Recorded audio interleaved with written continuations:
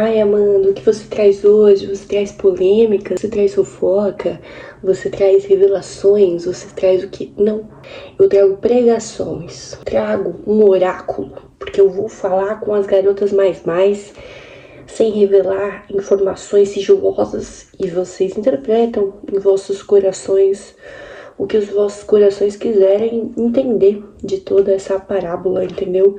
Como uma mensagem que o pastor fala na igreja e atinge o coração de cada pessoa da forma que é para atingir, sob sua própria responsabilidade. Depois não vem enfiar no meu nariz, mas interprete coisas, porque tem coisas potentes a serem interpretadas ou não. Aconteceu uma coisa, um babado recente comigo. Eu vou falar que foi com uma mona aí aleatória, que foi com uma prima, com a minha irmã, foi comigo mesma. Eu tive uma conversa com uma pessoa e vamos lá. Eu chamei uma pessoa pra conversar um tempinho atrás, esperando que essa pessoa fosse enxergar todo o meu valor e a gente fosse revisitar essa relação. Eu achava que essa relação precisava ser revisitada e quando eu fizesse essa exposição pra pessoa, a gente ia ter um acordo de partes, a gente ia chegar em algum lugar, ela ia perceber que eu não estava tendo tudo aquilo que mereço, que eu não estava sendo tratada como querubim, que eu tenho potencial para ser, e que depois ser revelado isso para essa pessoa, a gente ia melhorar a nossa relação, a gente ia transcender, meninas. Só que quando eu tive essa conversa, eu pedi pouco pra essa pessoa, tá? Que fique claro.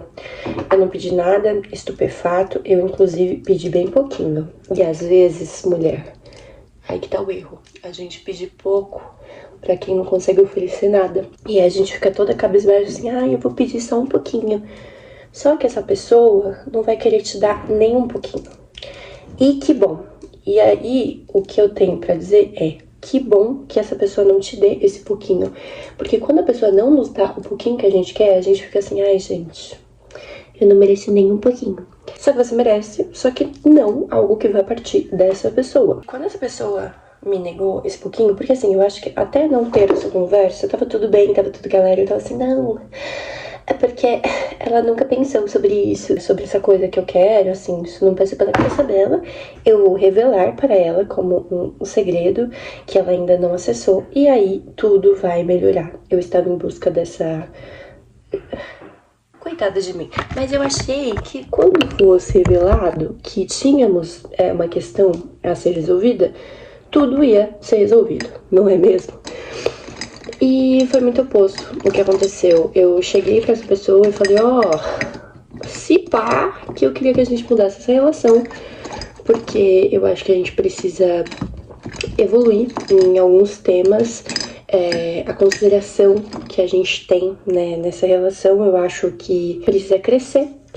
E eu gostaria que você interpretasse, né, esse valor que eu acho que eu tenho. Só que, nesse momento, eu achei que eu tinha um valor, mas assim, eu achava de mentirinha. Eu não tinha completa consciência. Eu tava tentando acreditar que esse valor existia em mim, mas no fundo nem eu acreditava que eu tinha esse valor. E aí eu fui tipo assim, por favor, você poderia me deixar ser o verme da sua barriga? Só um pouquinho? Isso é uma citação direta da nossa rainha Queen, Anna Sui, onde ela fala, ela diz pra gente, ela diz, e pega a visão dessa mona, ela diz, eu sou idiotinho o suficiente para ser o verme da sua barriga, ainda bem que você não deixa. Então, quando aquele Tonhão te dá um pé na bunda e você queria ser qualquer coisinha pra ele e ele não te quer, agradeça, minha filha, porque você seria o verme da barriga desse Tonhão e ele não tá te deixando, e isso te livra pra ser borboleta fantástica em algum lugar maravilhoso. Mas, nesse primeiro momento, onde eu não sabia que eu era uma borboleta, eu achei que eu era apenas um verme querendo um cantinho, eu fiquei coisas pra baixo, fiquei triste. E aí essa relação foi ficando cada vez mais conturbada e foi difícil, tá? Vou dizer que foi difícil. Não foi um mar de rosas, foi muito estressante passar por essa elaboração dos meus sentimentos, até eu entender que, putz, se pá, eu até pedi de menos, se pá, eu tenho valor, e se pá, eu não tô disposta a aceitar agora só o que eu tinha pedido. E aí, eu tive uma segunda conversa, um segundo momento, onde essa pessoa veio e falou assim, oi, então, eu tô até disposta a te dar aquela coisinha que você tinha me pedido, Mas assim, a gente precisa mudar, porque eu acho que você dá pouca coisa pra mim. Eu queria que você me desse mais pra eu te conceder aquilo que você gostaria. E aí, o jogo mudou, porque eu já não era a mesma pessoa. Eu já tinha entendido o meu valor. E aquela coisiquinha não me servia mais. E aí eu fiquei assim, pois pegue esse seu monte de nada e guarde pra você, porque agora ele não me serve mais. Agora eu quero uma coisa bem rechonchuda, um pão do tamanho da minha cabeça. Eu quero que você junte todos os seus farelos e faça um bolo delicioso, porque migalhinhas não me deixarão não passar fome. Eu quero consistência, eu quero coisas apetitosas. E aí a pessoa ficou assim, que absurdo, como assim você quer tudo isso?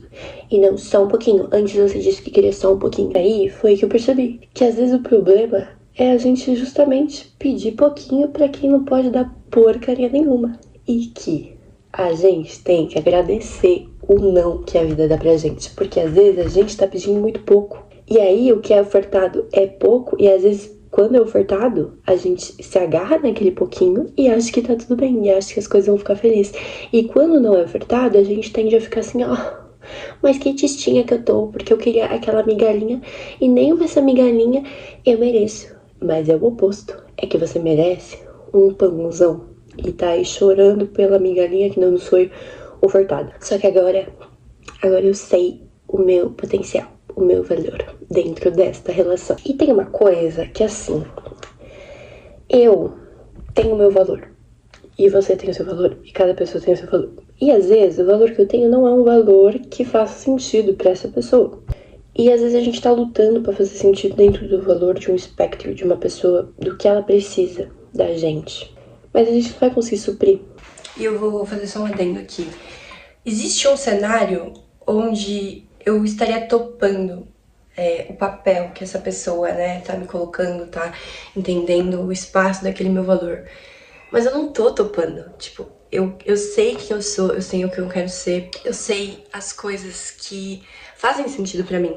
Porque também tem isso, às vezes não é que nem que a pessoa não enxerga o seu valor, mas o seu valor tem um lugar que ela não consegue acessar, porque ela espera coisas diferentes pra ela. E você espera coisas diferentes pra você. E vai ser sempre conflituoso, porque vocês não enxergam valores na mesma coisa. E duas coisas que eu tenho entendido cada vez mais sobre mim é o quanto eu tô topando que alguém não goste de mim. Muito mais do que eu tô topando que alguém goste. Eu tô topando que a pessoa não goste. Eu tô topando que eu não faça sentido pra uma pessoa. Eu tô topando que você desgoste rápido de mim, pra eu não perder meu tempo com você, porque eu não tô disposta a ser diferente de quem eu sou, a ser uma outra coisa. Então eu tô topando muito que você me odeie, mas me odeie logo. Não gaste meu tempo. Não queira que eu seja outra coisa, porque eu não vou ser. Eu não tô topando isso. Eu sei aquilo que eu sou. Eu gosto daquilo que eu sou. É isso que eu tô topando. É ser celebrado naquilo que eu sou. Eu não tô topando mudar. E às vezes a gente tá topando mudar. Então, puta, o outro precisa que eu seja aquilo. E por isso que ele não tá me valorizando. Então eu vou me tornar aquilo. Existe esse cenário. Não é o caso. E às vezes a gente precisa entender. O que você tá topando ocupar qual papel, qual espaço, qual lugar. Porque às vezes não ser quisto por algo ou alguém é a celebração, de fato, né? É ocupar esse lugar do ser desgostado, que é o verdadeiro prêmio. Porque se algo que eu não quero ser desgosta de mim, significa que eu tô muito mais perto daquilo que eu quero chegar e que eu quero ser e que eu quero ter celebração. Colocando aqui em relações românticas, porque fica mais fácil de compreender. Essa relação que eu passei não é romântica, mas o que pra mim se assemelha muito da situação é quando você pede muito no fim de namoro algo que você queria de mudança dessa pessoa. Essa pessoa não faz nem o mínimo que você pediu, e aí depois quando chega no momento do término ela quer fazer aquele mínimo pra resolver a situação.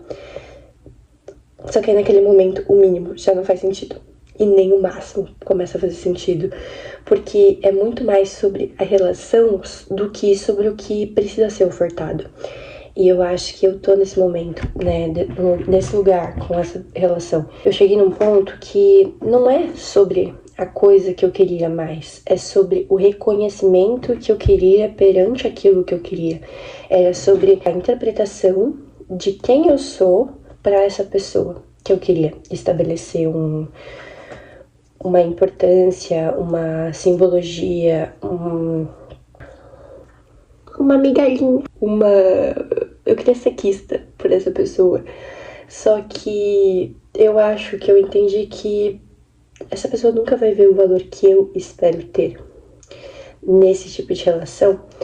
E tudo bem, porque eu tenho certeza que em outras variáveis eu vou atingir esse mesmo objetivo sem precisar sequer me esforçar, porque esse valor que eu tenho, ele não é abstrato, ele tá em mim e ele já foi coroado em outras relações e eu sei que existe um mundo onde ele é celebrado. Um adendo. Por que eu acho que isso tá ressoando tão grande sobre mim e com muita convicção? Porque antes eu já vi uma coisa que tava muito longe de ser aquilo que eu queria. E eu sabia que tava muito longe? Não sabia, porque não tinha parâmetro de uma coisa tão boa.